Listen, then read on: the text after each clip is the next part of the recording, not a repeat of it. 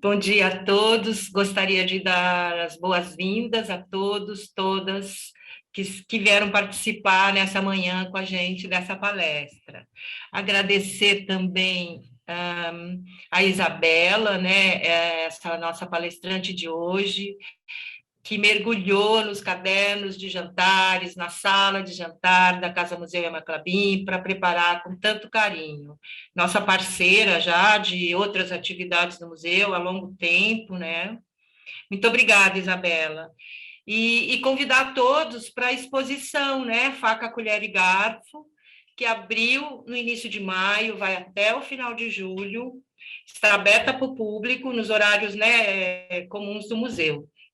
Então, e uma outra coisa, nós vamos colocar para vocês todas as palestras que foram organizadas, combinadas com essa exposição, né? Elas já vêm acontecendo anteriormente à abertura e vai até o final de julho com algumas palestras mais. Sobre esse tema tão caro a nós, né? Sobre a história desses objetos do nosso cotidiano, né? Que a gente nem dá o devido valor, a gente cada vez mais está descobrindo tudo isso, né?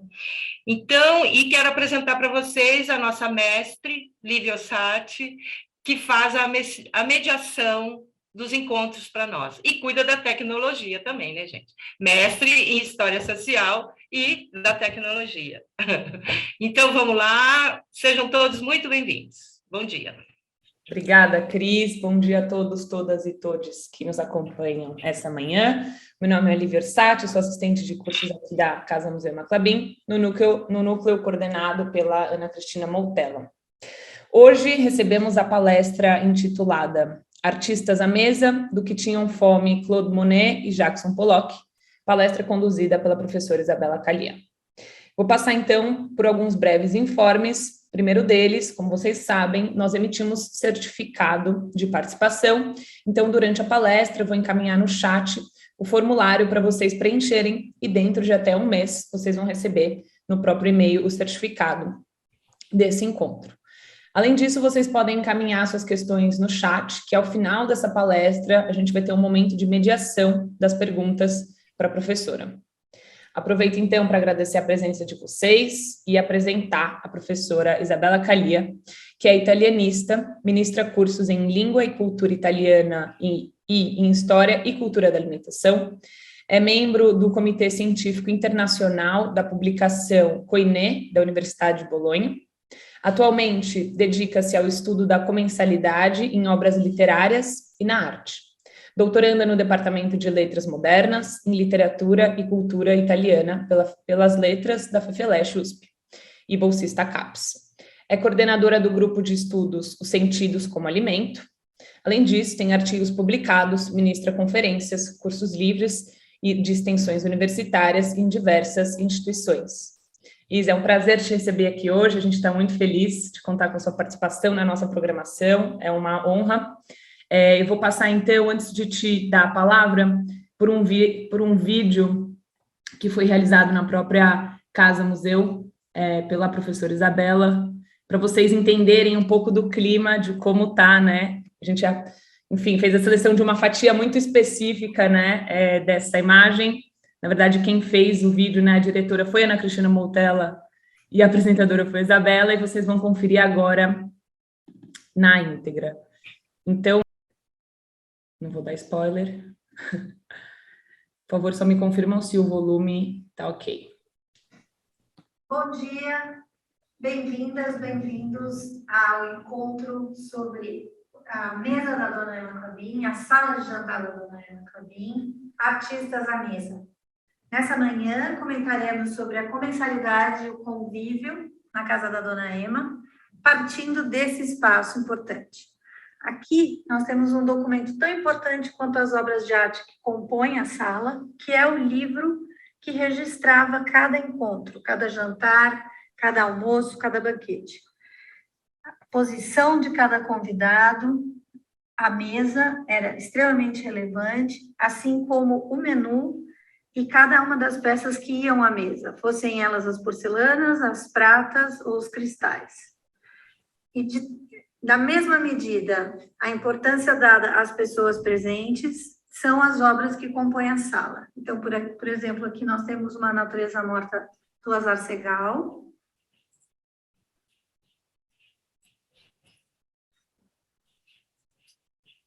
Uma natureza morta do Renoir, um exemplar do Fauvismo,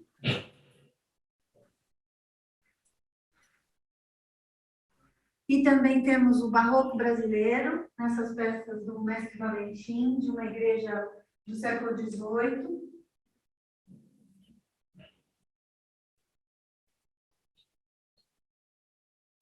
Isa, então a palavra é sua. Obrigada. Obrigada, bom dia. Obrigada, Lívia, obrigada, Cris, a todas, todos, todes que estejam aqui presentes.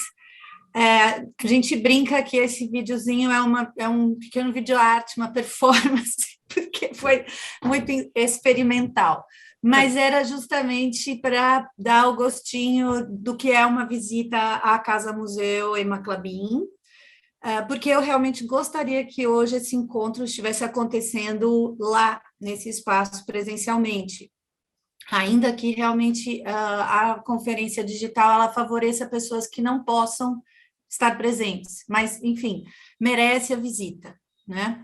E, muito importante, abrir esse encontro de hoje com esse livro que está na casa, que está na sala de jantares, porque esse livro diz muito sobre não só o tema dessa exposição, o tema desse encontro de hoje, mas um tema que principalmente agora está muito presente nas nossas vidas, que é a comensalidade. Eu digo agora está muito presente, não que, claramente, a comensalidade ela é inevitável, né? Se nós não praticarmos a comensalidade, não podemos sobreviver. Mas eu acredito que em tempos de pandemia, a comensalidade ela tomou uma dimensão e assumiu um protagonismo muito relevante, que talvez nós não nos dessemos conta da importância que é justamente cultivar os convívios e prestar atenção à forma como nos alimentamos em muitos sentidos, não apenas matérico, né? Então, mais uma vez, muito obrigada, estou muito feliz de estar aqui. É uma relação antiga com a Fundação Emma Clabin, Casa Museu Emma Clabin. E, bom, eu vou começar aqui a colocar a apresentação e a Lívia me dá um ok se tiver, se os slides estiverem aparecendo corretamente. A imagem já veio, Isabela, mas ainda não. Isso, completo. Pronto? Pronto esse... bom, perfeito, tá ótimo. Tá ótimo? Viva! Muito bem. Deixa eu voltar ali. Bom, como a Cris já apresentou, esse convite para hoje vem dessa exposição com a curadoria do Paulo de Freitas Costa, que é curador da Casa Museu, que chama Faca, Colher e Garfo, uma História. A exposição está linda, ela diz respeito a todo o acervo da comensalidade dessa Casa Museu, e eu vou explicar por que existe esse acervo, quem foi esse personagem cultural, né, Emma Clabin. E, enfim, esses são os talheres que eu escolhi como os meus preferidos, são os talheres pequenininhos com cloisonné nos cabos. A gente supõe que sejam para piquenique, porque eles são pequenos, leves, e a gente percebe que eles facilitam que a comida fique ou na colher ou no garfo, né? Então, super graciosos. Se vocês quiserem saber mais sobre esses talheres incríveis, eu recomendo a visita ao espaço, né? Então, aqui, como a Lívia já me apresentou, só para situar vocês, eu me dedico especialmente aos estudos da comensalidade e da convivialidade a partir de relatos literários. Então, as minhas fontes são, principalmente, elas vêm através de textos literários, e elas vão se tornar matéricas através da história da arte, por meio de mosaicos, telas, esculturas, objetos do cotidiano, filmes, né? Então, as minhas fontes são, na sua grande maioria, literárias. Isso entrou para a minha vida muito cedo, quando, lendo, os meus pais tinham uma biblioteca muito polifônica, dicionários, atlas, mapas mundi, muita literatura brasileira, muita literatura estrangeira, e dentro desse universo polifônico sempre me chamava atenção um denominador comum, que era o palco da mesa, né? O teatro, as situações à mesa, né? Essas descrições, elas sempre me chamavam atenção, porque a mesa era uma arena, né? Isso inclusive Petrônio, no Satyricon, né? O autor do primeiro século romano, ele vai justamente tratar a mesa como um ambiente de arena, né? Até porque naquele período a arena era de fato um lazer, né? Então, a mesa como uma arena política, uma arena cultural, religiosa, econômica, né? E artística. Então, essa largada que me levou aos estudos, né, aos encontros acadêmicos e da convivência, né, até hoje. Bom, quem são as minhas outras fontes, para além daquelas fontes históricas, literárias, seja Homero, seja Gilgamesh, a própria Bíblia, né, enfim, ou os próprios artistas?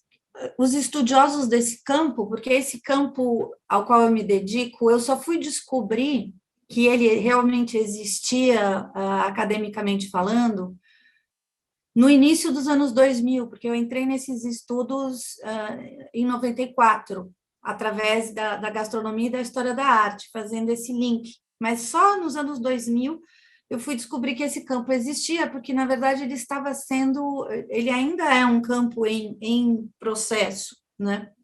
Como todos os campos, mas ele é extremamente transversal, porque o campo dos estudos da alimentação, ele comporta praticamente todas as áreas, né? Acho que só exclui, por exemplo, a astronomia. A gente não consegue, né? Mas, assim, então, esses autores aqui, Máximo Montanari foi o meu professor em Bolonha em diversos momentos, seja no mestrado, seja no doutorado. Ele está vivo, felizmente.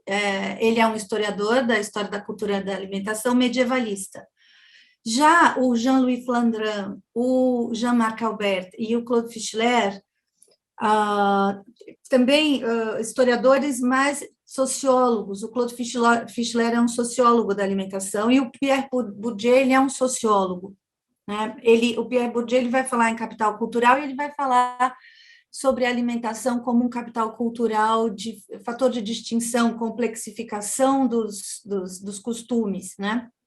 Então, só para dar para vocês um pouco o panorama desse campo, as publicações, os pioneiros, vamos dizer assim, que abordam essa transversalidade antropológica, sociológica, histórica, né, estética, cultural da alimentação. Então, quando a gente fala, por exemplo, em faca, colher e garfo, nós estamos falando justamente sobre esse capital cultural que o Pierre Bourdieu vai nomear dessa forma, acerca da alimentação como fator de distinção entre classes, né? Mas, muito antes de pensar numa complexificação dos costumes, como justamente a professora Cíntia Gama abordou nessa quarta-feira, sobre o processo civilizador que o Norbert Elias trata, a gente tem que pensar que as práticas alimentares, elas são intrínsecas aos seus contextos espaciais e temporais. Então, nós hoje, nossa grande maioria, né, urbana, do tempo e espaço no qual vivemos, nós fomos acostumados a nos alimentarmos, especialmente socialmente, com garfo, colher e faca. Mas isso não quer dizer que as outras formas, os outros meios gestuais de se alimentar sejam melhores, piores, corretos ou errados, né? Então, também para não criar aqui um paradigma de que vamos partir do pressuposto de que esse seja o cânone. Na verdade, esse é o nosso cânone vigente, mas não agora, nesse momento, na Terra, existem uma série de outros cânones vigentes, né, na comensalidade e na convivialidade. Então, esse foi o livro que me guiou para falar dos encontros à mesa, seja da Emma Clabin, seja do Monet, seja do Pollock, que acho um livro incrível. O Jean-Marc Albert, ele cita o Flandrin, ele vai citar os outros grandes especialistas dos estudos da alimentação, e ele cita na abertura do livro essa frase que é do Flandrin, que ele fala: a arte da mesa é uma arte de governar, né? E justamente aquela referência que eu já tinha feito sobre a arena, pensando no Petrônio, e então eu selecionei essa imagem muito emblemática agora, do final de janeiro, né? O Macron e o Putin nessa mesa, né? Então, assim, para nos dar justamente a dimensão da abordagem de hoje, a mesa, muito para além da questão da materialidade da alimentação, mas como um local, uma ágora, um aparato, a mesa como mediadora de acordos, né? Então, assim, e se nós pensarmos, por exemplo, nas narrativas homéricas da Ilíada, por exemplo, a tenda, né?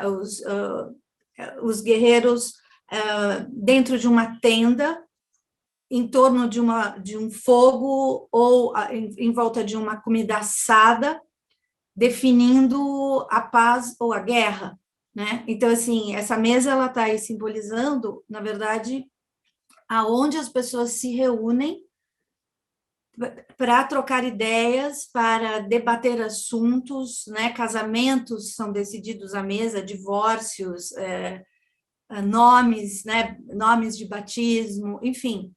A mesa é um local, eu diria, uma entidade muito potente. E eu estou nomeando mesa porque nós estamos falando aqui das mesas, os artistas a mesa, os colecionadores, mas nós podemos pensar na mesa metaforicamente também como um tapete, como um tatame, como um chão batido, ou a mesa simbolicamente também representada numa fogueira, né? Então, quando a gente fala aqui a arte da mesa é uma arte de governar, é porque uma refeição, um convite, ele nunca é algo leviano, né?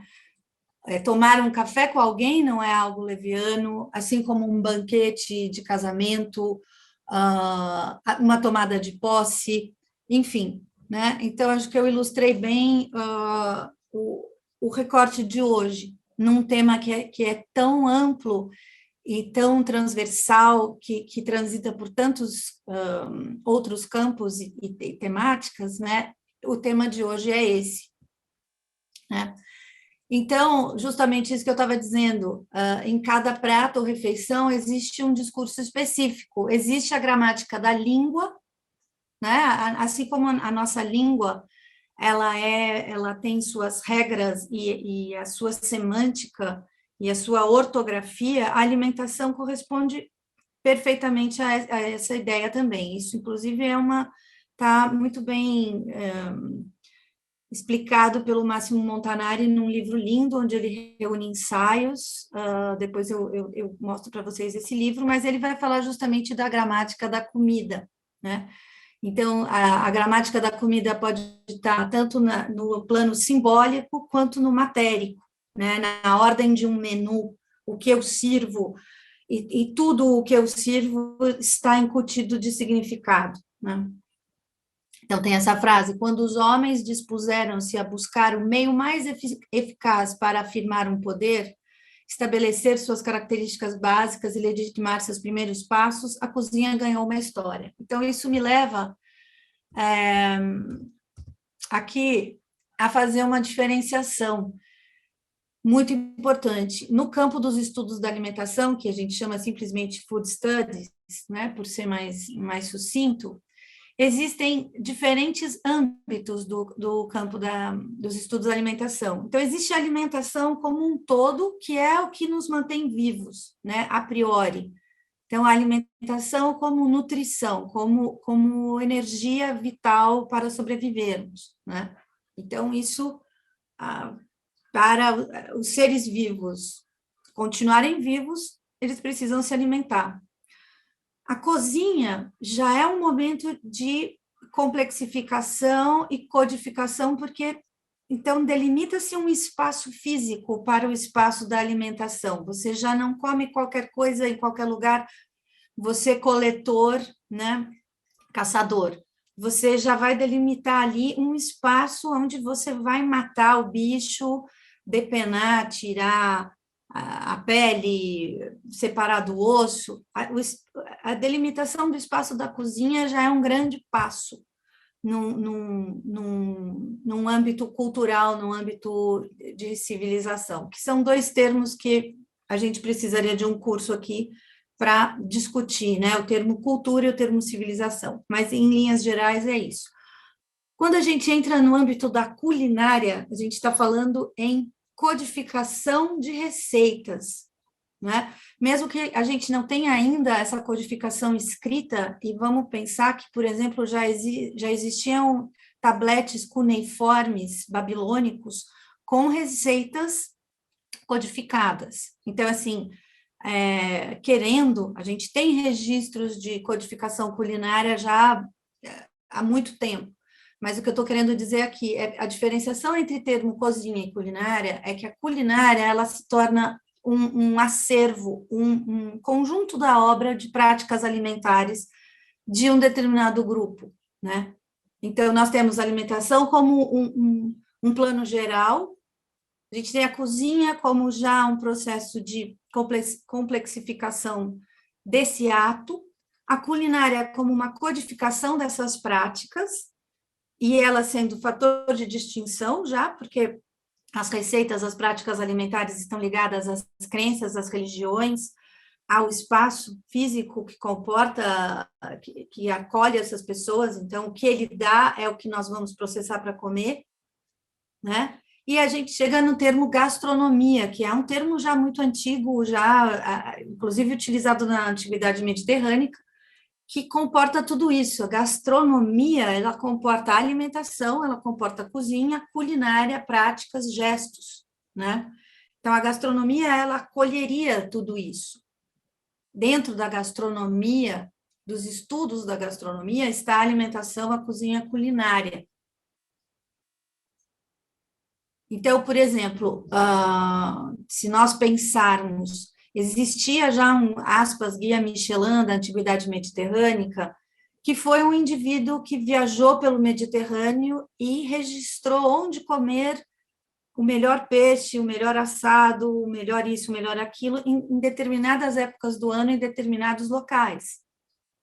E isso já é gastronomia, porque isso já é uma abordagem cultural da prática alimentar. Ela já está codificada e eu estou fruindo disso, eu estou exercitando uma apreciação, inclusive comparatória, né? E, por último, e só é possível esse último termo existir depois, né, no final do Settecento, do século XVIII, graças ao iluminismo e graças aos estéticos, aos debates do gosto, que é a gastrosofia, que é o filosofar num nível muito mais transcendental sobre tudo isso. Então, é pensar que é alguém...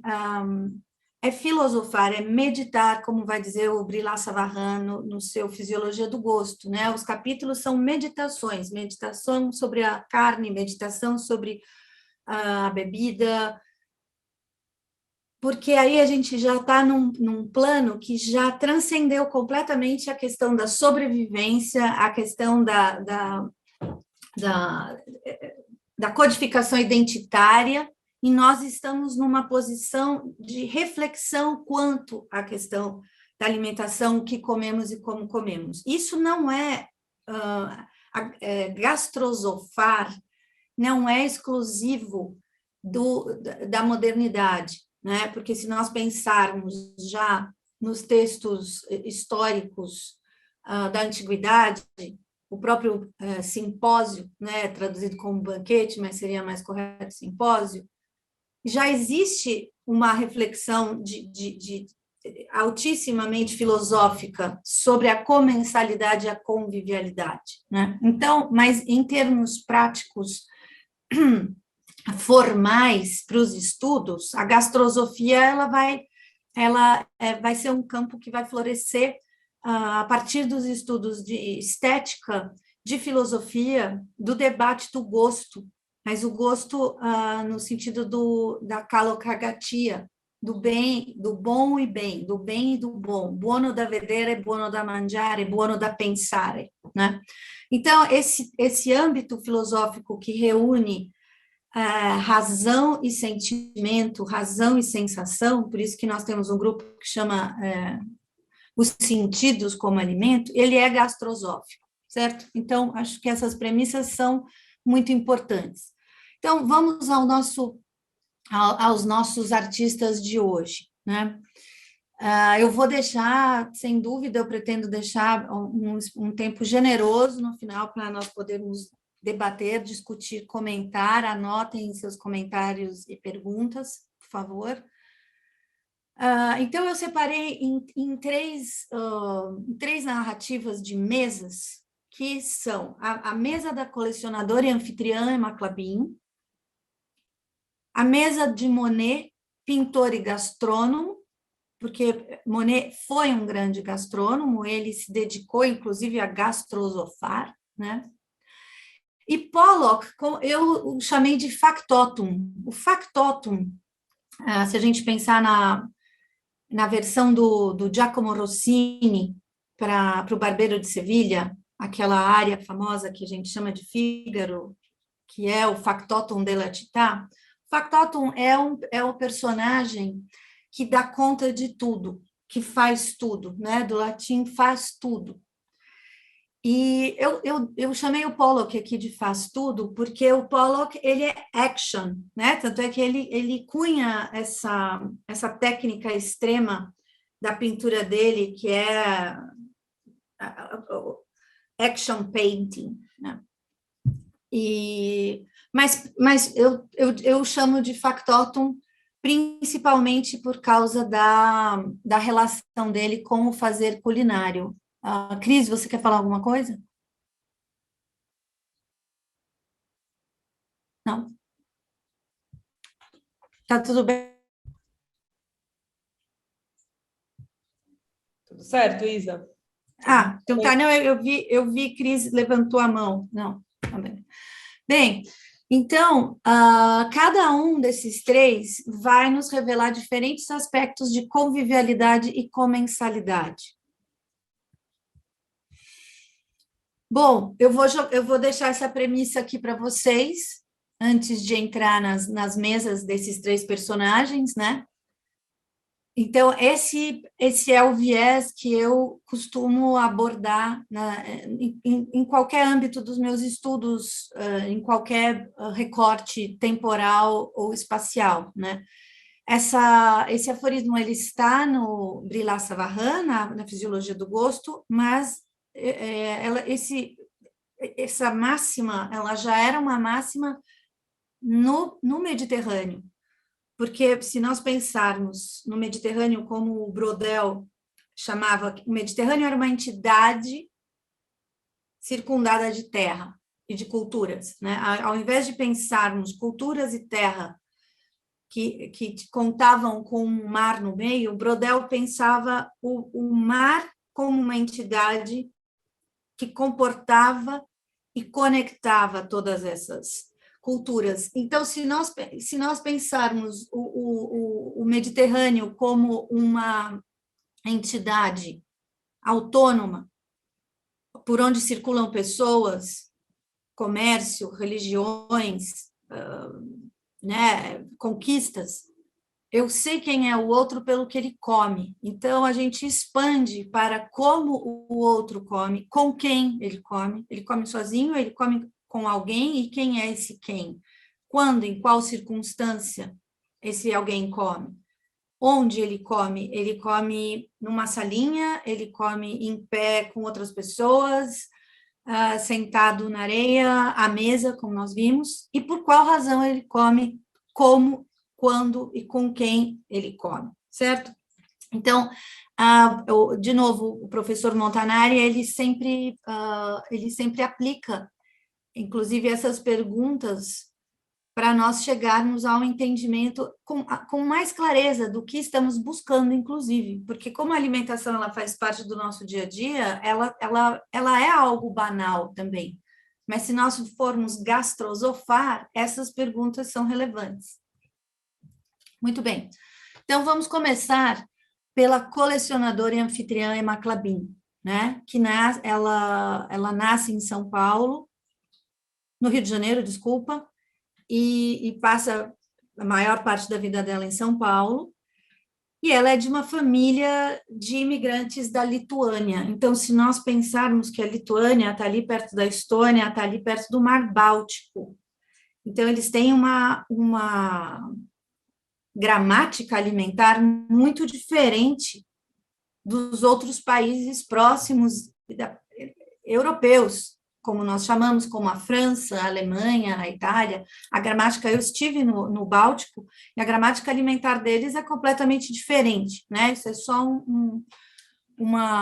levantando aqui uma questão atávica, digamos assim, porque nós carregamos tudo que os nossos antepassados comeram, se alimentaram, inclusive porque eles sobreviveram, se estamos aqui, é porque eles comeram determinados alimentos, então eles se formaram a partir daquilo. Então, a dona Emma era feita de uma gramática alimentar que vinha de outro eixo, que não nos é familiar, né? Então, eu separei essas duas imagens, isso é uma imagem que eu peguei no site da Casa Museu, feita especialmente para uma exposição, e essa outra imagem dela, muito bonita, com um rosto muito relaxado na sua casa, em meio aos seus objetos que ela tanto amava. E é muito importante frisar que Emma Clabin assume os negócios do pai muito jovem. Ela estudou na Europa e no Brasil. Ela viu com os próprios olhos os horrores, a Europa devastada pela Segunda Guerra. Ela conheceu a Europa antes da guerra e após a guerra. Então, e quando ela já estava vivendo aqui, o pai falece e ela assume o gigante da empresa do pai. Então, ela foi também uma mulher muito pioneira no seu papel social, enquanto uma mulher sem irmão, sem pai, sem marido, que administrou muito bem os seus poderes à mesa, né? Então, isso uma grande chave para entender Emma Clabin, né? Que se dedicou a colecionar, se dedicou a ações filantrópicas e a tocar uma indústria, e deixou todo o seu patrimônio para uma fundação que promovesse a cultura. Então, assim, incrível pensar nessa mulher administrando a sua mesa, né? Nesse sentido, como eu já estabeleci antes, enquanto arena, né? Então, aqui é uma foto muito bonita de um dos muitos serviços de porcelana chinesa, com os seus faqueiros, as toalhas de linho, os cristais, né? Tudo isso é altamente codificado, né? E para a gente entender esse processo de codificação à mesa dos manuais de etiqueta que se inicia, eu acredito que o divisor de águas seja o Erasmo de Roterdã, né, com a educação dos jovens, que é o final da Idade Média, que com o Renascimento isso vai se tornar absolutamente necessário. Na Itália chama Il Galateo, né, os livros de conduta, de comportamento. Teve que foi o Galateo, e depois a tradição dos Galatei, né? Então, se a gente hoje chega a essa complexificação de supla, prato raso, prato fundo, pratinho, a lavanda, todos os talheres e tal, isso foi moldado no Ocidente pelos senhores cristãos, né, para fazerem política à mesa, né, por eles. Isso não quer dizer que esse seja o protocolo da mesa, aspas, correta, em outras gramáticas alimentares, asiática, subsaariana, báltico, enfim, né? Só que pontuando que a gente está tratando desse recorte específico. Muito bem, essa é a sala de jantar, onde nós fizemos aquele vídeo de boas-vindas, né? Só para situar vocês podem fazer um tour virtual pelo próprio site também, né?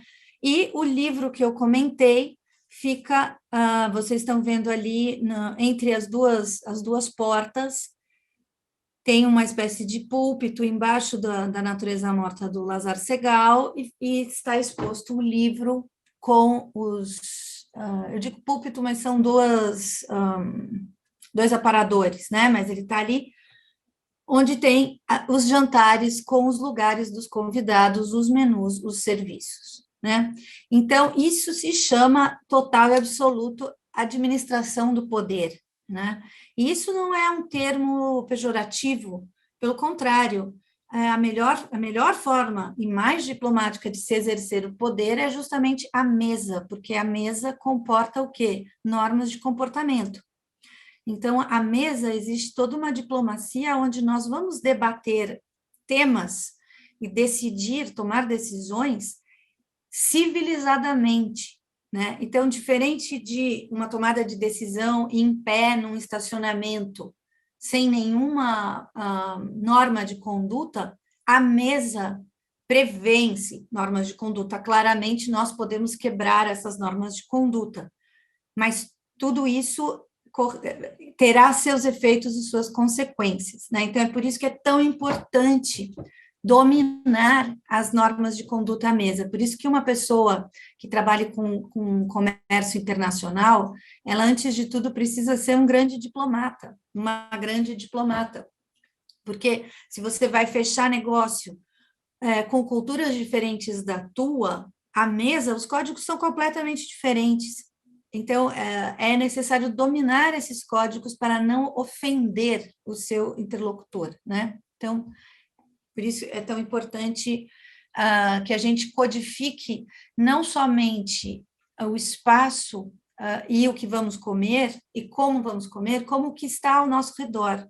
Então, também ter ao redor dessa arena determinados objetos, determinadas escolhas estéticas, né? Então, eu escolho que tenhamos um jardim que nos dê uma perspectiva de profundidade, que nos dê paisagem, que haja fruição de uma paisagem nesse espaço, né? E nós temos à direita uma natureza morta com caças, se não me engano, de 1700, do século XVIII, e tem uma outra imagem de caça aqui também, que estaremos ao lado dela, né? Temos as duas naturezas mortas ali, um exemplar do Fauvismo e a natureza abaixo do Renoir, para dizer o quê? Eu estou criando jardins ao redor. E a cultura do jardim, da arquitetura do jardim como espaço que circunda a alimentação, ela nos remete ao Éden, né? Ela é edênica, e quem dominou essa arte magnífica foram os persas, né? Então, É outro estudo fantástico, pensar na beleza e na codificação do espaço do jardim, que absolutamente não é natural selvagem, né? O jardim, ele é outra área extremamente codificada, né? Então, nós termos o jardim como fonte de fruição e contemplação estética que circunda a nossa área de convívio e comensalidade também é um código extremamente elaborado, né? Muito bem. Então, aqui só para mostrar para vocês todo o acervo, que é imenso, são milhares de obras de arte de um grande espectro temporal, né, e cultural, o acervo da Casa Museu Emma Clabin. A gente pode fazer uma visita virtual. Então, eu quis dar destaque para 2 obras da coleção, essa que está na sala, que é essa Natureza Morta, e essa tela, esse óleo do Renoir, que também está nessa sala, que compõe essa sala, mas tem centenas de outros. E, não menos importante, é pensar, eu fiz uma brevíssima seleção de 4 décadas de banquetes, 4 décadas de recepções de Emma Clabin. E para ilustrar isso, eu separei aqui como ela organizava, né? Então, assim, por exemplo, na década de 50, ela vai receber o cônsul e a consuleza da França, e mais amigos e outros convidados, né? Então, ela delimita que a toalha seja uma toalha vêneta, de renda, com rosas à mesa, os centros serão de jade, a louça será vermelha, os cristais serão da Boêmia, e no menu, o menu, ela delimita sempre, pela etiqueta, manda o figurino, que se abra uma refeição, um jantar, uma ceia, com um consomé, uma sopa. Então, ela vai começar por um borscht, e depois vocês percebam que é um cardápio predominantemente europeu, né? Os vinhos, os champanhes, o cardápio é absolutamente europeu, né? Então, vejamos o que vai acontecendo com a gramática alimentar dessa poderosa mesa de Emma Clabin, né? Uma década depois, já entrou no menu uma batida de coco. E já temos também uma mousse de coco. Então, já temos aqui um toque de brasilidade, né? E aqui no segundo, batidas de coco, salsichas e pistache e vatapá à baiana. Então, o Brasil entrou em cena, né? Na década seguinte, mais ainda, né? Folhadinhos de salsicha, canapés de foie gras, com vatapá com angu, e pernil com fios de ovos, que é uma tradição brasileira de herança portuguesa, né, da doçaria conventual portuguesa. Então, quer dizer, mousse de coco, de novo, rocambole januária, olha que beleza. Então, assim, essa gramática e essa etiqueta Emma Clabin impecável com as suas louças, os seus cristais, o seu linho, ela está trazendo à mesa também a brasilidade que passa a fazer parte dela, né? Então, docinhos de batata doce. Esses docinhos foram febre por décadas. São docinhos de tradição mineira, né? E aqui o último que eu mostro para vocês, nos anos 80, cuscuz paulista, tender com fios de ovos. Então, Brasil chegou. Bolo de coco, creme de maracujá, bala de ovos, brigadeiros. Pronto. É uma festa brasileira, sem sombra de dúvida, né? Claro, aqui a gente está vendo que é um almoço para as amigas, mas isso diz muito, porque se é um almoço para as amigas, nós vamos comer e beber tudo que a gente ama, né? Para além dos protocolos diplomáticos, aqui vai dizer exatamente o que queremos, né? Então, é muito lindo poder conhecer o personagem político, diplomático Emma Clabin através dos seus cardápios. E assim, quem nos brinda com o caderno de receitas da Emma Clabin é a minha querida amiga e parceira de projetos, Bianca Babenco, né? Então, se vocês tiverem curiosidade em conhecer as receitas servidas, muitas das receitas servidas nos banquetes, nos jantares, nos encontros, existe uma seleção feita e testada pela Bianca, e está disponível no site, é só fazer download do caderno. E para o ano que vem, nós pretendemos fazer toda uma série de encontros com oficinas, palestras, degustações em torno disso, em torno dessas receitas, e celebrando essa arte de receber, né? Muito bem. Passemos agora ao nosso gastrônomo Monet. Vamos situar Monet no tempo e no espaço, né? Monet, francês, nasce em 1840 em Paris e vai falecer nessa casa fantástica, que eu vou mostrar para vocês as fotos da mesa dele, Giverny, que é Normandia. E ele teve 2 filhos com a primeira mulher, que falece super precocemente, aos 31 anos, e a sua segunda companheira, ela está escrito espesa, mas é esposa. Alice, ela já tinha 6 filhos do primeiro marido. Então, eu quero contextualizar para vocês que Monet, a grande parte da sua vida, que ele viajou muitíssimo, Monet. Então, Monet era um homem também que criou suas práticas alimentares de forma muito cosmopolita e internacional, mas ele estabeleceu regras dentro dessa polifonia alimentar na qual ele viveu. Então, pensem esse homem numa casa fantástica que eu vou mostrar para vocês, com 8 crianças, né?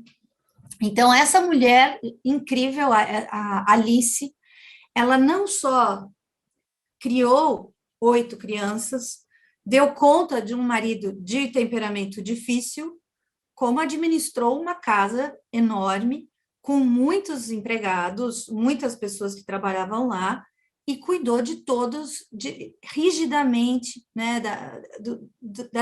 das refeições de todo mundo, né, porque tem que pensar que é a alimentação dele, que era regradíssima, eu vou contar para vocês, mas tinham as 8 crianças, tinham as pessoas que trabalhavam lá e os convidados.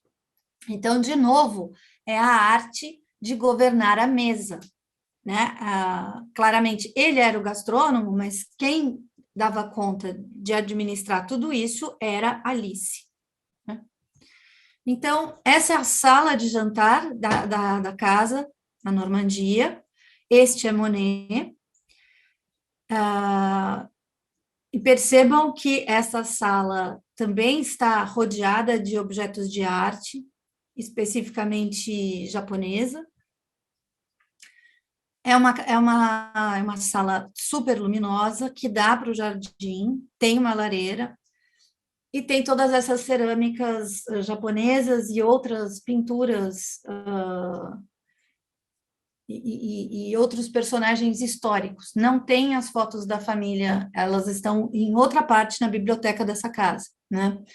Então, para dizer que nesse ambiente aqui, tudo isso acontecia. Bom, antes de eu entrar nas telas do Monet e nas receitas do Monet, eu gostaria de contar um pouco para vocês sobre como o Monet se relacionava com a alimentação. Então, vamos nos lembrar que Monet, ele ficou muito conhecido por ser um artista do que ficou chamado de aspecto que está aqui, plein air, né? En plein air, que é o pintor que pinta ao ar livre, que faz parte, inclusive, do processo de transição da pintura francesa desse período para o impressionismo, que é justamente colher o frescor e a autenticidade do momento presente.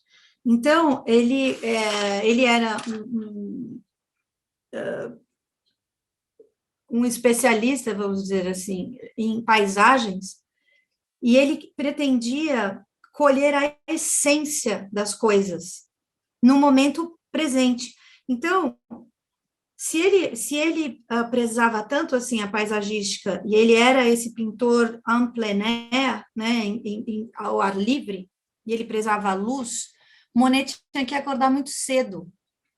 Então, ele ia dormir muito cedo, ele levantava entre as 4 e 5 horas da manhã, e ele tomava o que a gente chama de café da manhã reforçado, porque depois ele passaria horas ao ar livre, muitas vezes com muita umidade, e ele precisava se alimentar bem. Então, nós vamos ver qual é esse café da manhã do Monet, que era cedíssimo, e ele tinha uma fiel escudeira que ia com ele cedíssimo, os cavaletes, as telas, ficar ao ar livre, ou até mesmo dentro de um barco, né, pintando justamente o reflexo das plantas na água.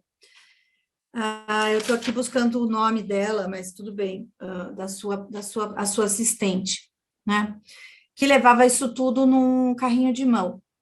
Todo mundo continuava dormindo, mas eles já estavam lá. E o que acontecia é que, como ele levantava muito cedo e trabalhava nas suas telas ao ar livre por horas, 11h30 tocava o sino e todo mundo tinha que estar à mesa. Então, era 11h30 pontualmente.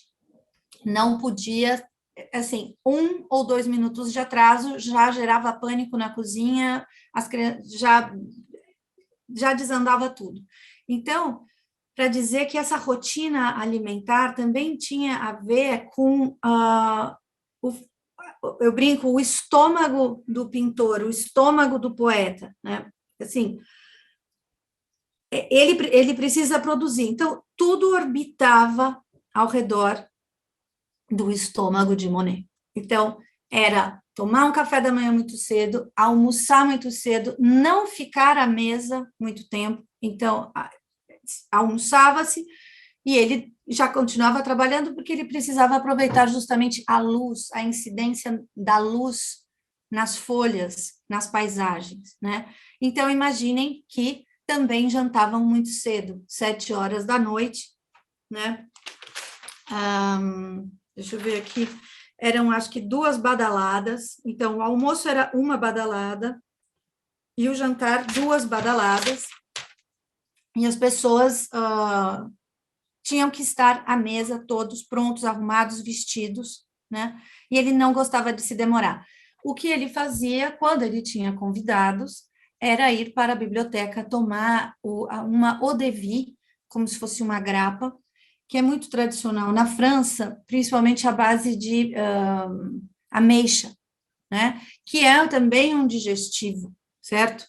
Ou então, aqui, esse livro que eu vou mostrar para vocês, falava que podia ser ou outros destilados, como também licores e cassis, né? Se você quisesse visitar o seu amigo Monet, você tinha que ir cedo, para esse almoço cedo, certo? O que acontece? Monet panicava. Se ele fosse convidado para assistir um concerto, uma ópera que acabasse tarde e depois tivesse um jantar, era o pânico, era um terror para ele, porque ele estava totalmente já disciplinado, junto com o seu estômago, para certos horários, né? Então, máximo 9 horas da noite ele estava na cama. Então, imagina se você... Por isso também que ele se retira da vida social parisiense, porque não dá para conciliar, né? Muito bem. Então, eu separei 4 déjeuners que pode ser café da manhã, pode ser almoço, né? O petit déjeuner é o café da manhã. E percebam que eu coloquei numa ordem cronológica para nós observarmos também como a pincelada muda, né? Então, nós temos duas obras que estão no Musée d'Orsay, uma que está em Frankfurt e outra que pertence, pelo que eu entendi, a uma coleção particular, né? Essa mais célebre, que o quadro por si só já tem uma história fantástica, mereceria uma aula em um curso só para isso, e eu vou deixar suspense porque essa tela está assim, cortada e colada, é um piquenique sous l'herbe, né, sobre a grama. E aqui tem um monte de subtexto, porque tem toda uma história com um amigo dele, o Manet, mas não vou resistir, não vou entrar nesse mérito, eu vou simplesmente comentar com vocês o que é que eles estão nesse almoço piquenique, do que eles se alimentam, né? Então, percebam que o que Monet busca nos seus estudos e no seu trabalho en plein air, né, é justamente, percebam, sobre a toalha, sobre essa toalha, a incidência do sol. Então, a luminosidade, as folhas, a transparência das folhas, né? São esses efeitos que ele busca, né? Esse frescor e esse joie de vivre, essa alegria de viver também que tem aqui, porque isso é uma cena feliz de comensalidade, né? De convivialidade, de encontro.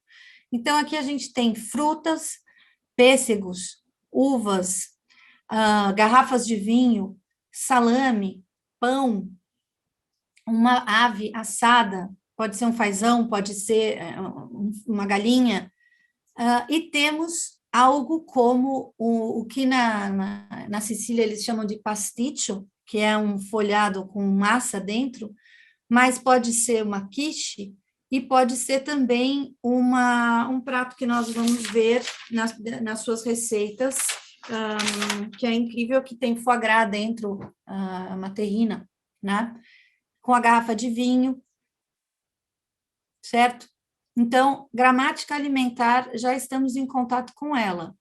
Gramática alimentar mediterrânica, né? Que é pão, azeite e vinho. Aqui a gente não tem o azeite, mas tem esses dois elementos. Aqui uma outra cena, que é o que está no Museu de Frankfurt, uma cena extremamente íntima, não é ao ar livre, como vocês podem perceber, tem uma visita encostada à janela, observando a mãe dando comida para o seu filho, tem uma senhora que trabalha ali entrando e saindo, né? Então, uma cena extremamente realística, a mãe está olhando para a criança, alguém, provavelmente Monet, estava sentado nesta cadeira, cujo jornal está ao lado, então, de alguma forma, o pintor está presente na sua ausência, subentendemos, né? É como se ele tivesse feito uma foto, um instantâneo, né? Da situação. Isso também é uma grande quebra de paradigma nesse momento. E vejamos o que tem à mesa, né? Então, geleia, ovos, batatas assadas, pão, azeite, vinagre, provavelmente ali um salame, um embutido, que não dá para ver muito bem, o jornal do dia, né? A criança segurando uma colher, a criança já sendo educada. Então, assim, Michael Pollan, que é um jornalista americano, professor em Berkeley, neto de gregos, ele diz que a mesa é onde se educa, se civiliza. Então, claramente, para a gente aprender os códigos, é justamente a mesa que você vai aprender a respeitar os pais, a conhecer as histórias da família, a entender o certo e o errado, né? Então, e observem aqui os talheres, o cabo dos talheres de marfim, como nas coleções da dona Emma Clabin, né? Muito bem. Outro déjeuner, aqui, já na casa da Normandia, uma criança, 2 mulheres, um chapéu pendurado, e a gente vê o quê? Chá, pães, frutas. Ali parece um copo com vinho dentro, que não é incomum também, tomar vinho de manhã, especialmente se está fazendo frio, né? Uma sombrinha, uma bolsa, uma cena extremamente espontânea, natural,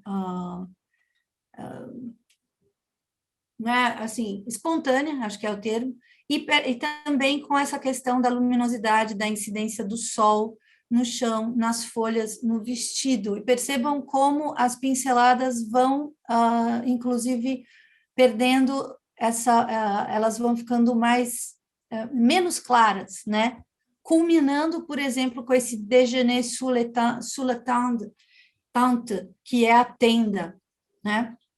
Então, aqui a gente já não identifica o que há sobre a mesa, a gente deduz que pode ser um assado, um pão, uma taça de vinho, né? Mas só para dar aqui o perfume do que poderia ser, né? No futuro, eu quero muito desenvolver um curso para me dedicar, inclusive, à questão específica da arte ligada à representação da convivialidade. Mas aqui eu preciso ser sucinta, certo? Então, nós vamos diretamente para o livro que inspira essa conferência, que são os Cadernos de Cozinha do Monet. É um livro lindíssimo, recomendo. Existe uma versão traduzida para o português. Essa é uma das louças que está pendurada naquela sala de jantar deles, que vocês viram, e os talheres que nós vimos, que estão também naquela pintura da mãe com a criança, né? Então, qual é a minha intenção aqui? Eu separei do Pollock e do Monet receitas que estão registradas e comentadas nesses 2 livros incríveis, que são os Cadernos de Cozinha do Monet e Dinner with Pollock. Então, é muito legal porque o Monet eram almoços, né? Monet vai dormir às 9, acorda às 4h30, 5 horas, então o foco são os almoços. O Pollock, nós vamos ver, tem outra natureza, outro temperamento, outra personalidade, são jantares. Então, isso também eu achei muito legal, essa dicotomia muito simpática e muito complementar de um discurso e do outro, né? Então, vejamos algumas, eu selecionei algumas das receitas mais emblemáticas, assim como nós olhamos pelo buraco da fechadura e descobrimos quais eram os pratos que Emma Clabin e suas amigas mais gostavam. Eu fiz isso também com o Pollock e com o Monet. Então, vejamos aqui as delícias, né? Então, essa, por exemplo, é aquela mesa com o café da manhã que preparava Monet para a sua pintura ao ar livre, né? Então, a gente tem 2 tipos de queijos, pães torrados, saucisses, né, que são essas salsichas, muitas vezes com especiarias, com poivre, eu salivando aqui, essas saucisses. A manteiga que vocês estão vendo ali, que parece uma pirâmide, né, que é muito maravilhosa, a gente tem aqui em São Paulo, é caríssima no supermercado, essa manteiga da Normandia, que é com sal marinho, que é fantástica e é perigosíssima, porque você começa e não consegue parar. Fatias de bacon, né, chá, café, frutas.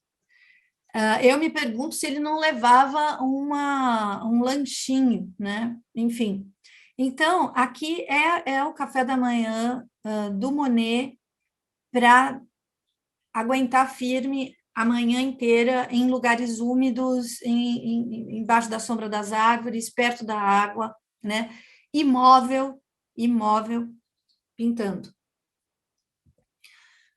O livro vai falar também dos piqueniques, que eu achei ótimo, prestem atenção à grafia dessa palavra, e os almoços de festa, né? Então, olha, vejam que maravilha as cerâmicas, né, para os soufflés e para as terrines, e essa cerâmica circular, ela me lembra muito aquela imagem da primeira tela que eu mostrei para vocês, do piquenique, que eu falei, olha, isso pode ser uma quiche, isso pode ser uma terrine, ou lembra muito pasticcio siciliano, é exatamente essa forma. Então, poderia ser também um soufflé ali, né?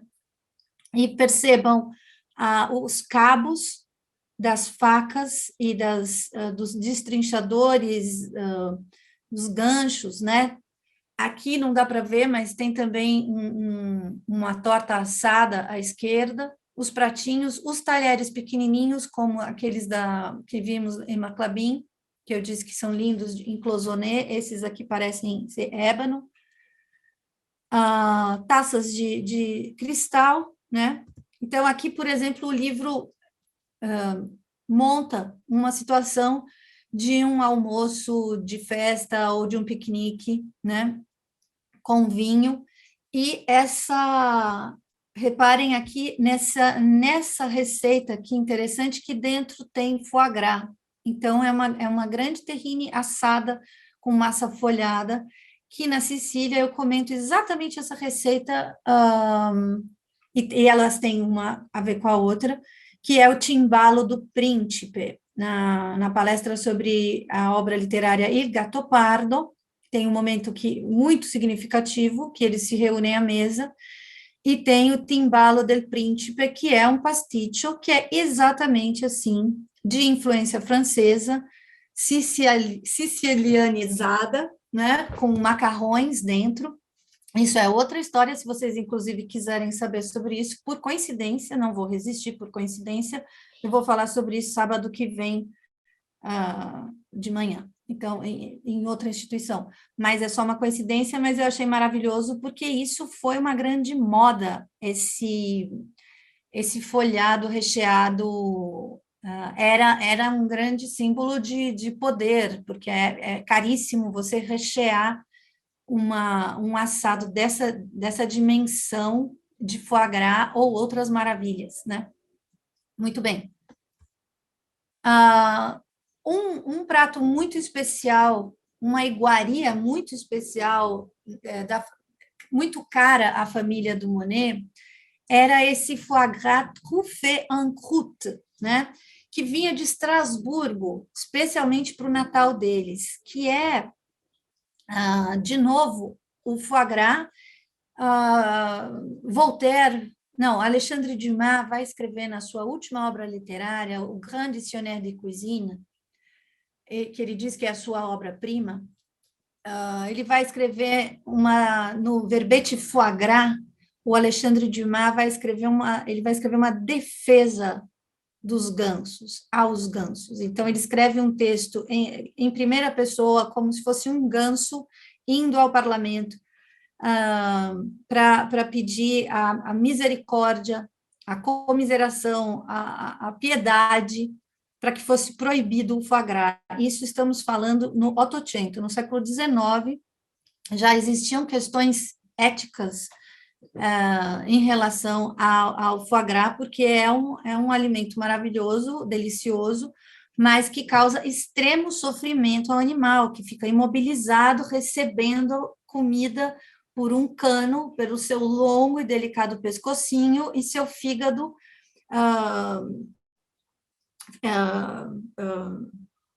fica não atrofiado, mas fica hiper desenvolvido. Então, assim, é terrível, é uma tortura de extrema crueldade, né? Então, é interessante pensar que era um alimento era uma iguaria extremamente apreciada, símbolo de poder, porque só quem podia tinha condições, né?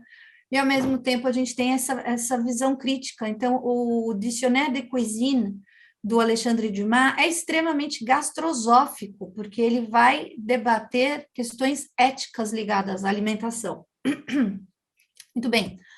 Outra receita querida da família do Monet era essa torta de pêssegos, que chama pêche bourdaloue. E depois a gente vai descobrir por quê no livro de receitas.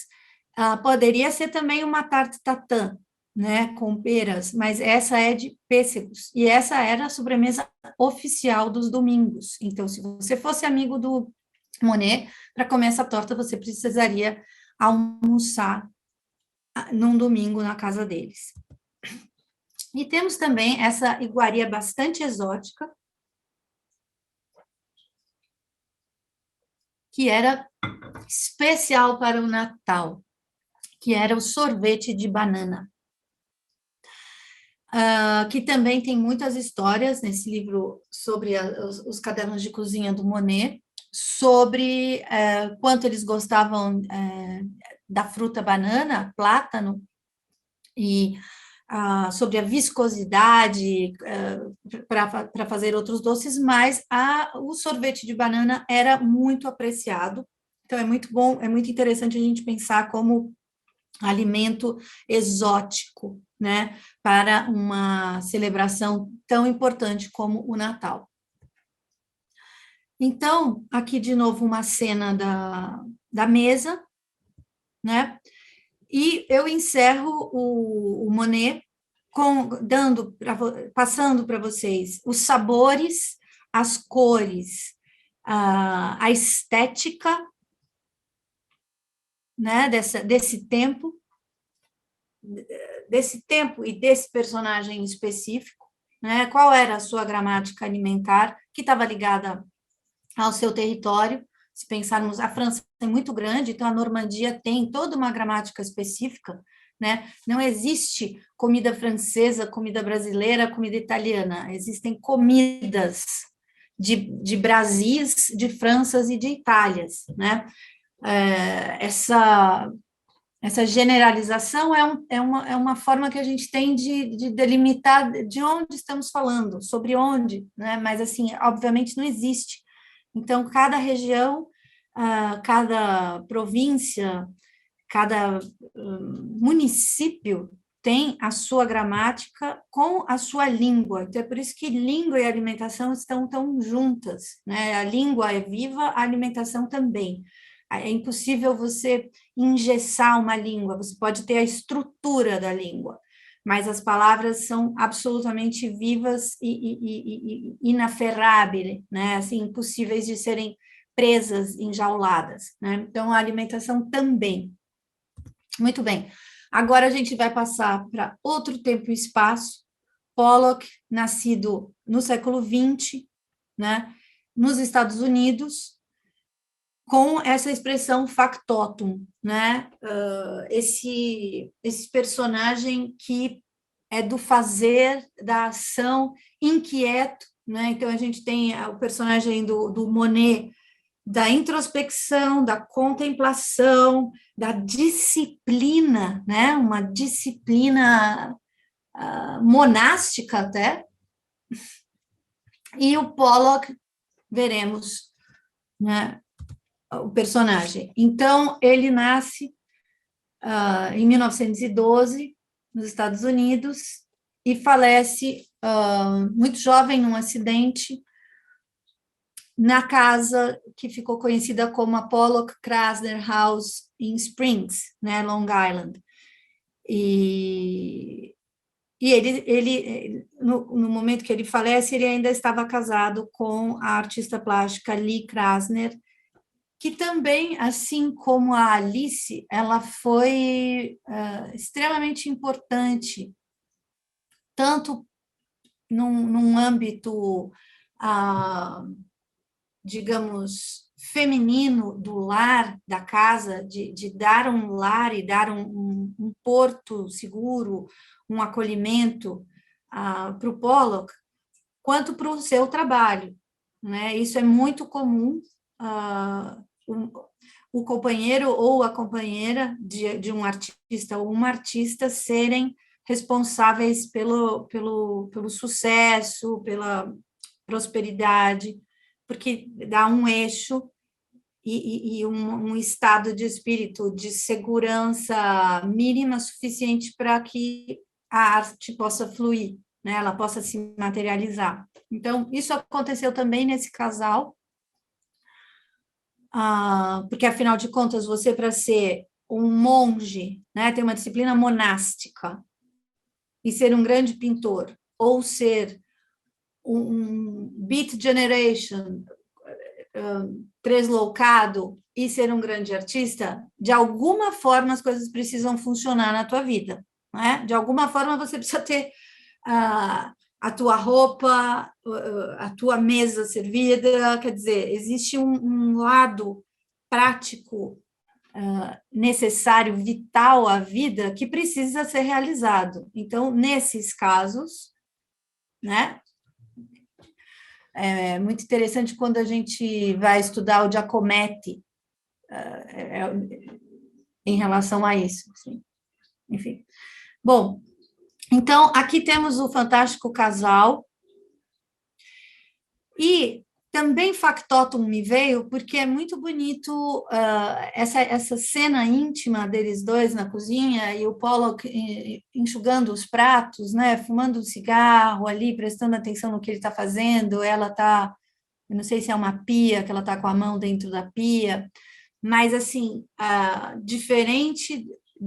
E aqui é inevitável a gente fazer essa brincadeira, Monet Pollock, porque é absolutamente impossível, mas assim, diferente do Monet, que não entrava na cozinha, ele era um grande apreciador do joie de vivre, do bien vivre, né, do viver bem.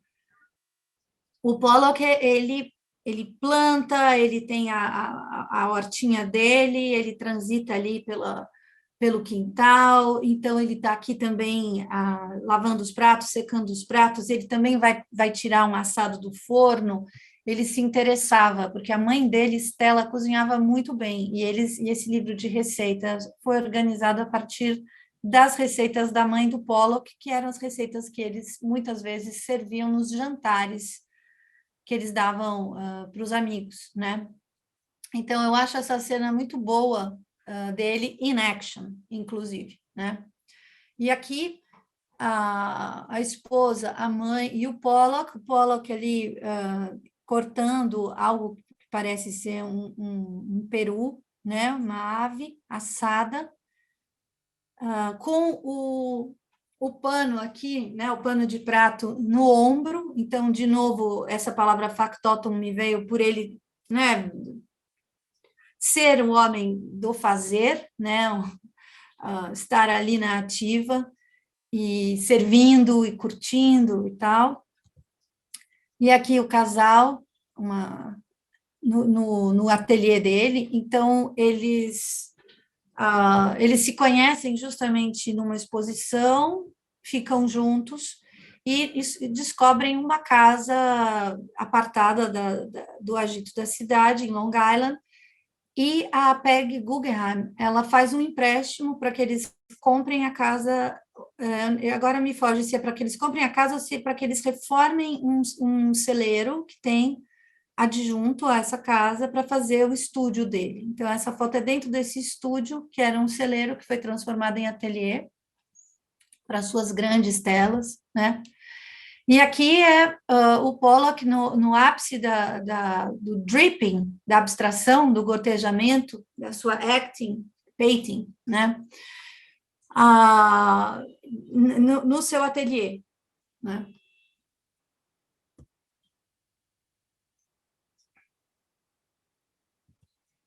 Então, esse é o livro que inspirou a aula de hoje.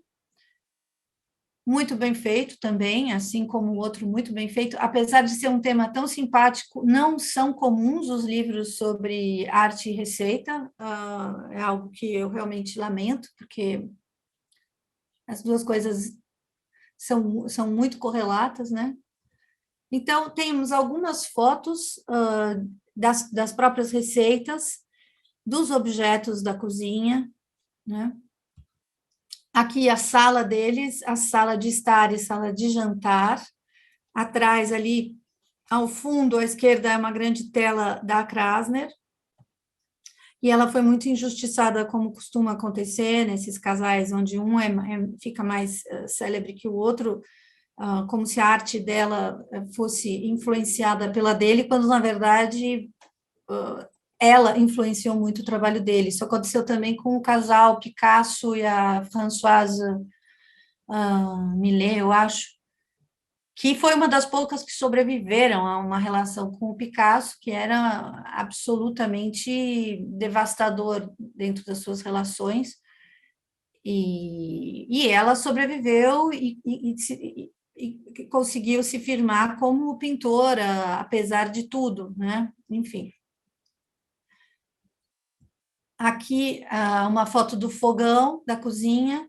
Então, a gente vê já uma estética americana, né, das primeiras décadas do século XX, o design, né, completamente diferente, já o advento do exaustor, inclusive. Então, a cozinha, como espaço físico, ela não precisa mais ser excluída de dentro da casa, você já pode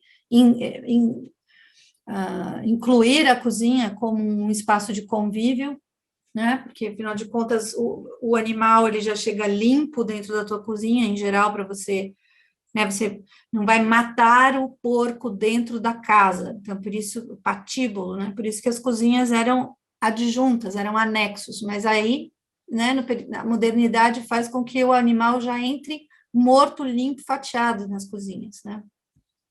Aqui alguns dos livros que eles usavam como livros de receita, além dos livros da Stella, né? E eu vou encerrar com as receitas queridinhas, assim como eu mostrei as queridinhas do Monet, as queridinhas do casal Krasner-Pollock. Então, essa prize winning, né, vencedora de prêmio Apple Pie, eu acho que isso é extremamente representativo da cultura alimentar americana, assim como a tarte tatin, a tarte aux pommes e a tarte aos pêssegos, é muito representativa da cultura francesa. A Apple Pie é extremamente representativa da cultura americana. Lembremos que farinha de trigo não é da gramática alimentar das Américas. Então, isso é claramente uma contaminação, como diria Montanari, europeia, né? Assados com castanhas e tal, e maple. Maple é muito localizado, né? O maple syrup, o xarope de maple, é um xarope de uma árvore que só existe ali no norte dos Estados Unidos, Canadá, muito específico. E deve ser muito gostosa essa receita, inclusive muito simples e muito saborosa. Então, assado, né? Algo que a gente não pode fazer dentro de casa. Então, é o princípio do barbecue, né? Que é o assar do lado de fora, né? Também isso é muito interessante como gramática, como gestual. Come como isso? Come com a mão, come com garfo, enfim, né? Outra coisa muito americana, né, das Américas, é o cacau. O cacau é algo que foi levado para a Europa pelo caminho do México, que estava dentro da gramática alimentar mexicana, o cacau como pasta salgada, né, que depois vai virar um grande excitante. A gente vai ter o Balzac, né, em 1832, ele vai publicar um apêndice no livro do Brillat Savarin, as Meditações sobre o Gosto Transcendental, a Fisiologia do Gosto. Ele vai publicar um tratado sobre Les Traités des Excitants, que são a eau de vie, né, o álcool, o café, o chá, o chocolate e o tabaco, se não me engano. E ele vai dizer que esses excitantes vão causar um impacto irreparável nas sociedades modernas, né? O Balzac ali já estava cantando a bola dessa aceleração, né? Mas, enfim, voltando aqui para a receita deles, esse doce, essa mousse de chocolate com coco, né? E o bianco mangiare, isso também daria para a gente, que seria uma panna cotta, mas o bianco mangiare tem todo um estudo medieval sobre a tradição enfim, infelizmente não dá. Mas, digamos, essa mousse de chocolate com coco, super, aspas, tropical, né? E o assado, que é algo que eu diria universal, porque é uma forma de aproveitamento máximo da carne, né? Mas que é algo também extremamente americano, ainda que se a gente pensar em toda a tradição europeia, né? Claramente, não só europeia, a gente pensar no entorno do Mediterrâneo, assados, lógico, né? Mas esse pot roast eu achei interessante, como se nomeia, né? Slow cooked pot roast. E aqui eles, vejam, picnic, com outra grafia, né, também. Então, assim, são os mesmos alimentos nomeados de forma diferente, é a mesma palavra que assume outra grafia, é o mesmo prato que assume outra apresentação. Então, essa é a minha viagem, né, que eu cultivo muito entre língua, literatura, cultura e alimentação, né? Então, aqui encerrando, o piquenique deles são esses mezês mediterrânicos, né, digamos, árabes, semíticos, enfim, poderiam ser também turcos, iranianos, enfim, em torno ali, né, que são baba ganoush, hummus, charutinhos em folha de uva, uvas passas, damascos, não, esqueci, tâmaras, né? Então, o piquenique deles, vejam, a outra gramática que não é sequer uma gramática que chamaríamos de americana, né? Enfim, para concluir, a minha intenção era de fazer essa viagem panorâmica sobre essas 3 mesas, né? A mesa de uma colecionadora e anfitriã, a mesa de um gastrônomo, pintor, e a mesa do que eu chamei de um factotum, né? Porque não dá para colocar, seria uma forçação de barra, colocar o Pollock como um gastrônomo, mas ele era um indivíduo extremamente social. Então, enquanto indivíduo social, que convidava amigos, artistas e recebia, ele também era anfitrião, né? Então, 3 anfitriões com 3 mesas diferentes em tempo e espaço, né? Origens distintas, né? Então, era isso, eu espero que vocês tenham gostado dessa aventura, porque foi um conteúdo que eu criei especialmente para o encontro de hoje, e foi tão difícil de ser sucinta que ele já se tornou um curso para o ano que vem, então, espero que na Ema Clabin. Então, era isso. Obrigada, Isabela. Com certeza a gente já está esperando por esse curso de mais encontros. Eu vou passar, então, para as perguntas, que a gente já tem algumas aqui no chat. A primeira delas, um comentário do Sandro. Aliás, que bom te ver aqui, Sandro. Você estava com a gente essa semana, está aqui hoje também. É um comentário, enfim, talvez se você quiser fazer outro comentário em cima desse. Ele diz assim: muito simbólico esse distanciamento, Isabela. A foto que estava o Putin do lado e o Macron. A mesa aproxima, sugere concórdia, mas no presente caso, uma arena perigosa. Então, de repente, se você quiser falar um pouco sobre essa relação, essa ordem da mesa, dessa espacialidade em cima desse comentário. Sim. Salve, Sandro. O Sandro faz parte do grupo Sentidos como Alimento.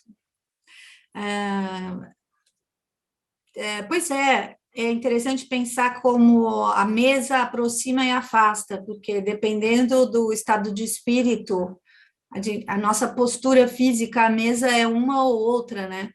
Então, a linguagem do corpo, né? Dependendo do nosso estado de espírito, a gente come ou não, a gente consegue comer ou não. Enfim, eu acho que é basicamente isso mesmo. E que importante aquela mesa naquele lugar para dizer: temos uma etiqueta, temos regras que precisam ser seguidas. Não dá para fazer o que cada um quer da sua cabeça, ainda que a gente saiba que, infelizmente, acontece das pessoas fazerem o que elas bem entendem, né? A barbárie, vamos chamar assim, ainda que não seja exatamente uma expressão feliz, porque é como se o outro, a priori, fosse sempre errado, né? O bárbaro, quando na verdade... Enfim, mas aqui já leva... Mas isso abre, inclusive, uma provocação aqui, o quanto, para além, claramente, lamentável, péssimo, trágico, terrível, tudo isso que está acontecendo, mas, assim, para além da tragédia do que está acontecendo agora, diretamente relacionado à invasão do Putin, como é interessante pensar como determinadas culturas e alimentos são satanizados, são demonizados, né? São vistos como errados, malignos e perigosos. Então, só um parêntese aqui, aproveitando essa questão sobre o outro, né? Essa questão da alteridade, eu me lembro um documentário que eu assisti, em que a pessoa perguntava assim, falava, olha, essa carne aqui, o animal foi abatido com ética, fizeram uma oração e ele foi abatido sem dor, né? Você comeria essa carne ou essa carne aqui que você come normalmente, que não tem esse procedimento ético? Aí a pessoa falou, nossa, eu quero essa carne com procedimento ético. Tá, então essa carne com procedimento ético é uma carne halal da cultura muçulmana. Tá. Aí ela virou e falou assim, não vou comer então, porque senão eu vou me tornar terrorista. Então, é o princípio da introjeição, né? A gente come, se apropria e se torna aquilo que a gente come. Então, existe uma demonização do outro, quando o outro não corresponde àquilo que eu gostaria que ele fosse, como se, inclusive, a comida dele também fosse perigosa, né? A gente tem aquele livro Danger and Purity, que vai falar justamente sobre isso, mas eu vou ficar quieta porque eu quero ouvir as perguntas. Mas, enfim, sim. Obrigada pela resposta. Bom, pergunta do Eduardo. Isabela, a gramática alimentar em execução nas diversas sociedades é a da materialidade, da presença física. Todavia, a nossa sociedade está se tornando cada vez mais virtual. Como essa virtualidade está transformando a nossa gramática alimentar?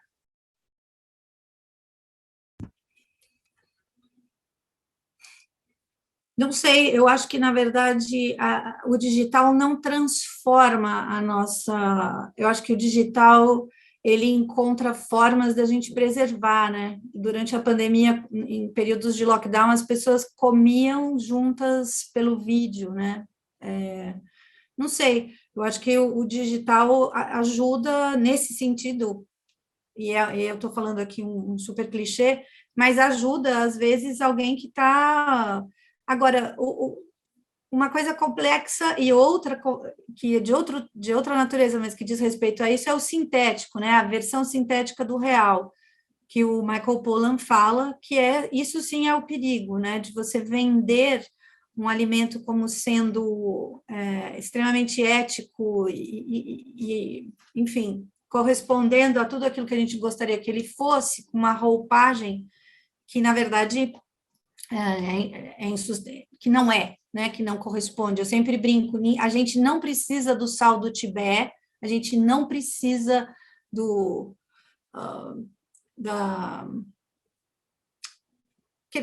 da Amazônia, como chama aquilo escuro da Amazônia, que parece chocolate?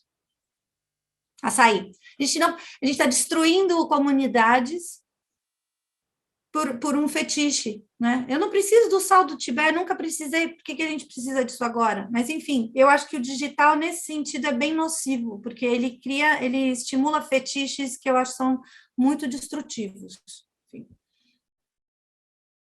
Perfeito. Lembrando que a nossa última palestra com a professora Ianca Babenco vai tratar exclusivamente, não só desse tema, dia 23 de julho, então fica aí já o reforço do convite.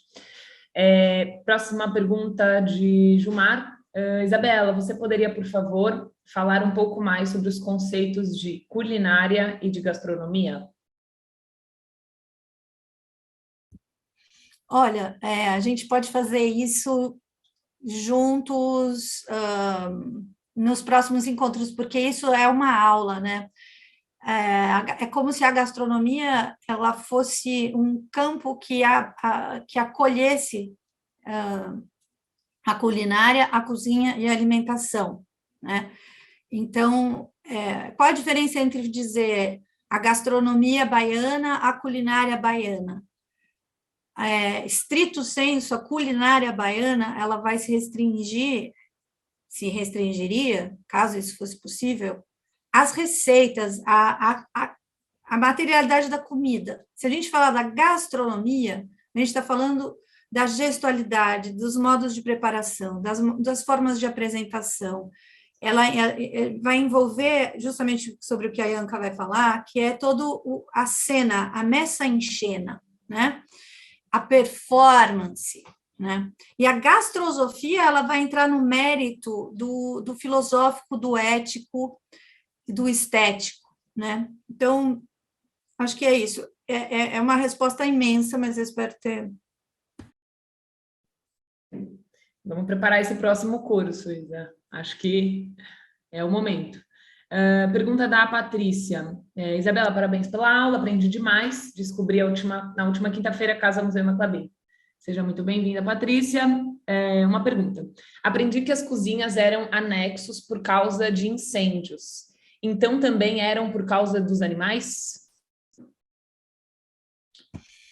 Se a gente pensar na cozinha como um fogo, um lugar onde tem fogo, né? E é por isso que era tão importante nas culturas mediterrâneas você ter uma divindade para tomar conta dessa parte da casa, né? Para que o fogo nunca se apagasse, e também não causasse acidentes, também você não perdesse seus alimentos. Realmente a cozinha tinha que ser um anexo, porque não só a questão do incêndio, do cheiro, né? Se vocês já mataram um animal, seja um porco, seja uma galinha, uma cabra, o cheiro é muito forte, o cheiro do sangue é muito forte. E é um cheiro que fica entranhado, né? Então, assim, você quando escalda uma ave que você acabou de depenar, tem um cheiro fortíssimo.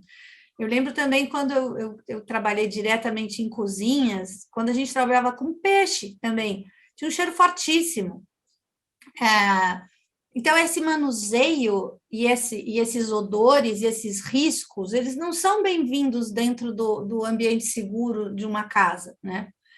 Mas a modernidade enlatou, processou, transformou em pó, né? E eu estou aqui dizendo, assim, só um brevíssimo parêntese, a gente tem sempre que lembrar que alimento processado já existe desde sempre, porque fenícios estão ali viajando, precisam ter comida processada, comida conservada no sal, no vinagre, na banha. Então, assim, depois o vácuo vem com Napoleão dando um prêmio para alguém que soubesse fazer comida pronta para as trincheiras, né? Então, vai levar 14 anos para a pé descobrir a sopa dentro de uma garrafa fechada com uma rolha e sigilata com cera. Então, assim, só para dizer que, para a gente não achar que o processado é do agora, o processado já é antigo. Obrigada pela resposta. Bom, pergunta do Eduardo. Isabela, ao longo da sua fala, você deu vários exemplos de alimentação interna, almoço ou jantar em casa. Todavia, ainda na segunda metade do século XIX, temos a invenção do restaurante. Como o aparecimento do restaurante impactou a alimentação?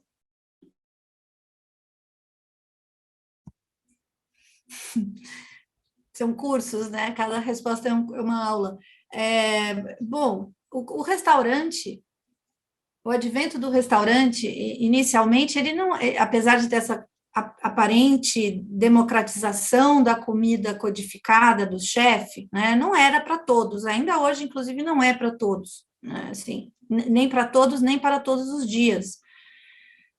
Mas ela impacta da seguinte forma, ela permite que o burguês ele acesse códigos alimentares antes restritos à altíssima burguesia e aristocracia.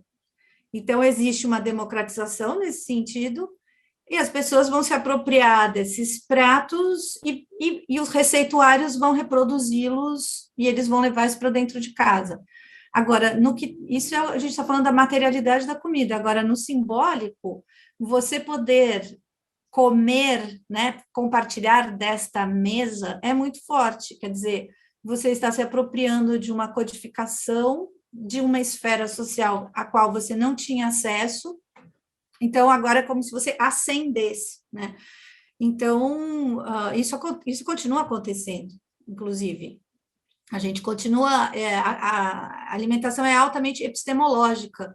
Então, eu, por exemplo, em São Paulo, quero conhecer um restaurante persa, que chama Rei dos Reis, eu ainda não fui, combinei com a Yanka, porque eu acho que eu vou aprender muito sobre a cultura persa comendo a comida deles. Então, nesse sentido, epistemologicamente falando, eu acho o advento né, da democratização do código alimentar super positivo.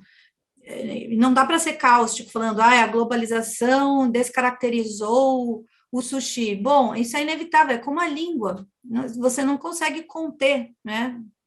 Enfim, mais ou menos isso. Nossa, demais. Tem a pergunta da Rosa Ribeiro.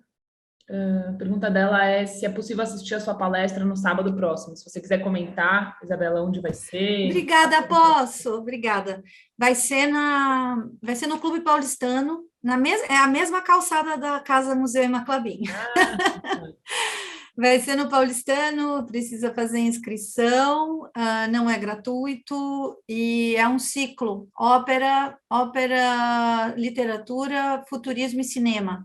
Ópera já foi o Gioacchino Rossini, agora a gente vai ver o Gato Pardo com aquela receita interessante, depois a gente vai ver os futuristas, que é a Anticomida, e o Americano Aroma com Alberto Sordi, que é o pós-guerra, que é a cultura italiana achando que bom mesmo era ser americano, era tomar leite e que o espaguete não estava com nada. E aí a gente vai ver se é verdade ou não. Enfim, então é isso, vai ser no Clube Paulistano. Perfeito. E aí, Isa, as pessoas conseguem acessar para se inscrever no seu Instagram, alguma coisa assim? Sim, eu acho que entrando no site do Clube Paulistano tem lá um link para cursos e eu vou postar no meu Instagram, que é Isabela Calia. Obrigada. Muito obrigada por abrir esse espaço. Bom, então vamos para as últimas perguntas. A da Amanda, para além dessa bibliografia que você trouxe, Isabela, se teria algumas outras referências que você gostaria de deixar aqui? Sobre tema geral. Pergunta pânico, né? Porque assim, é muito. Eu acho o Michael Pollan genial, gosto muito do livro Cooked. Mas assim, eu gosto muito do Michael Pollan porque, como eu também tenho, assim como ele, uma origem mediterrânea, quando eu li o Pollan, eu falei, olha que bom, um autor vivo que bebe da fonte do Mediterrâneo, porque, enfim, né? Então, acho que o Pollan é um bom caminho, mas assim, o Montanari é o nosso pai, né, nesse sentido, sou suspeita. Eu vou aproveitar e fazer a última questão minha, aproveitar o espaço. Isabela, eu fiquei pensando muito nessa relação da disciplinarização da mesa, desse ato de comer, né, muito em cima do que você trouxe no Monet. E quando que esse hábito se instaura? É um produto da Revolução Industrial, pensando um pouco de contextos, porque é muito interessante esse regimento, né, do horário, da disciplina, do ato de comer. Em que momento isso se torna um hábito mesmo de se fazer à mesa? Como você enxerga isso? Tá, bom, estou escrevendo meu doutorado sobre isso, então assim, você tem um minuto? Bom, primeiro de tudo, assim, essa codificação e essas normas, elas sempre existiram, elas não são fruto desse processo civilizatório, desse recorte fim de Idade Média, Renascimento, Modernidade. Isso é um estudo específico do Norbert Elias, que é genial, né? Mas, assim, as normas de conduta, elas sempre existiram em todas as culturas, né? A partir do momento em que elas se tornam, inclusive, culturas, né? Porque a partir do momento que a gente deixa de ser caçador-coletor, ou seja, contar com o acaso, então você come quando tem, quando dá, a partir do momento que, no Neolítico, né, a gente passa a dominar a agricultura, conserva grãos, então a gente tem projeção de sobrevivência por um certo tempo, a gente começa a produzir beleza, produzir cultura, né? E a palavra cultura tem a ver com cultura, que é do coltivare, que é a cultura da alimentação, que inclusive a Cíntia comentou. Então, uma palavra está ligada à outra. Então, cultura só é possível porque a gente parou de caçar e coletar, parou de correr do mamute, de subir em cima da árvore com medo do javali que é matar a gente, e poder desenvolver escrita, desenvolver pintura, música, poesia, enfim. Então, a partir do momento que a gente domina, aspas, muitas aspas nesse domina, né, que é um termo, mas que a gente aprende a lidar com a natureza, a gente começa a criar normas de conduta, normas de convívio, na verdade. Por isso que esse encontro de hoje é sobre convívio e comensalidade, porque a gente está aqui, todos esses encontros orbitam ao redor da convivialidade, de como estarmos juntos, né? Então, mesmo alguém que faça voto de silêncio e vá para um monastério e se isole do convívio social, ainda assim ele vai ter horário para comer e para dormir, né? Então, assim, para dizer que a gente tem esse processo especificamente homem branco, cristão, católico, na Europa, né? O Norbert Elias, o estudo Norbert Elias, mas as culturas, elas já têm, os astecas já têm as suas normas de conduta, os mongóis já têm as suas normas de conduta, no Báltico, quer dizer, isso já está codificado. O que acontece é que houve uma massificação, digamos, ocidental, de educação comum para um convívio comum, mas não necessariamente isso seja universal hoje, agora, né? Ainda tem as pessoas no deserto comendo de um jeito, no sul da Itália, na minha cidade, eles ainda estão batendo o polvo na pedra, comendo o polvo cru, tem hora e jeito para comer esse polvo cru, mas só para dizer assim, que não tem como responder, porque quando surge a cultura, quando o homem para de correr do bicho e tem medo de morrer de fome, as normas de convívio se instauram. E só vou encerrar com um comentário muito bonito, acredito eu.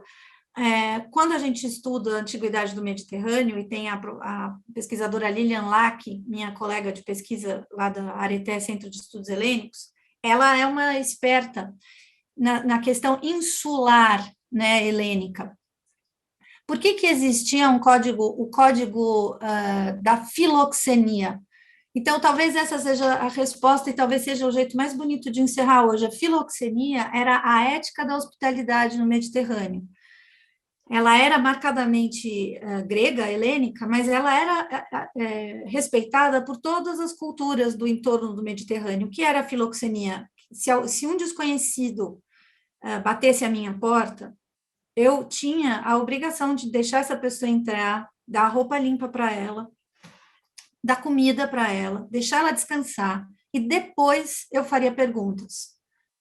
Então, esse princípio, porque assim, se nós pensarmos no Mediterrâneo, já que estamos falando de complexificação de códigos ocidentais, e pensando na cultura helênica como aquela que dá a letra para esse processo todo, né? Isso é um princípio do convívio para além da língua. A gente não fala a mesma língua, mas eu sou um náufrago. Então, você me recebe, me alimenta. É perigosíssimo você me pôr dentro da tua casa porque você não me conhece. Assim como é perigosíssimo eu ficar na tua casa porque eu não te conheço. Tanto você como o anfitrião pode me matar, pode me envenenar, tanto eu quanto o hóspede. Então, o princípio da filoxenia, ela já é o embrião desse processo civilizatório complexificador de normas de conduta à mesa. Está tudo ali. na filoxenia. Porque se você tem um universo, um universo imenso, que é a talocracia, que é do mar, né? Não é terrestre. Né? Se você pensar no berço, aspas, civilização ocidental, o Mediterrâneo, considerando povos da Ásia Menor, árabes, semíticos, considerando todo mundo ali transitando pelo Mediterrâneo, ninguém fala a mesma língua, ninguém come igual, ninguém acredita no mesmo Deus, mas a gente faz negócio. Então, a filoxenia, que é a ética da hospitalidade, ela vai fazer com que a gente faça negócios. A gente não precisa ser igual, a gente não precisa acreditar nas mesmas coisas, a gente não precisa comer igual, mas a filoxenia permite que eu naufrague e não seja morto a pauladas, porque você não me conhece e a gente não fala a mesma língua. Então, acho que isso responde e deixa um gancho para futuros encontros. Se vocês quiserem, tem uma conferência só sobre filoxenia no YouTube, eu e o meu querido amigo e colega Plínio Freire, a gente fala muito sobre isso, mas, enfim. Obrigada por essa pergunta incrível, eu não tinha associado isso ainda. Nossa, eu não tenho nem palavras para fechar, né, depois dessa última fala, Isabela. Bom, então agradecer, obviamente, né, todo mundo aqui no chat agradecendo a palestra incrível. Também lembrar vocês e reforçar o convite de que a exposição está aberta, recebendo visitas, com 4 horários de quartas a domingo, e a nossa programação em pleno vapor.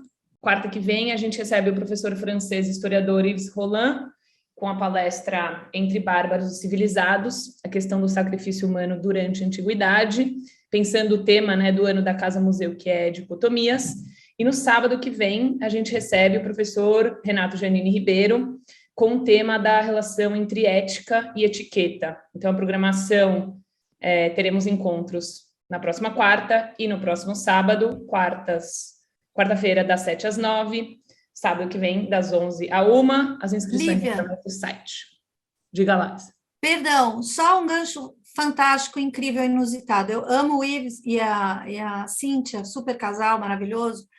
Logicamente, não preciso nem falar do Lodi, mas para dizer o seguinte, maravilhoso esse gancho que eu deixo aqui da filoxenia, porque o ritual sangrento do sacrifício humano era uma quebra do código da filoxenia, mas ele estava prescrito para determinadas situações. Então, assim, é o grande tabu, né? Tanto é que a transubstanciação de Cristo, a gente não pode comer a carne humana de Cristo, então a gente vai comer o pão, né? Mas, enfim, maravilhoso esse gancho. Então, gente, assistam, eu também vou assistir.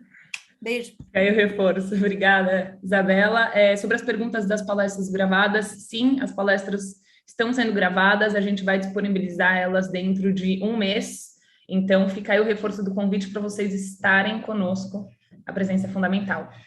Um ótimo sábado para vocês, obrigada pela presença e um bom dia.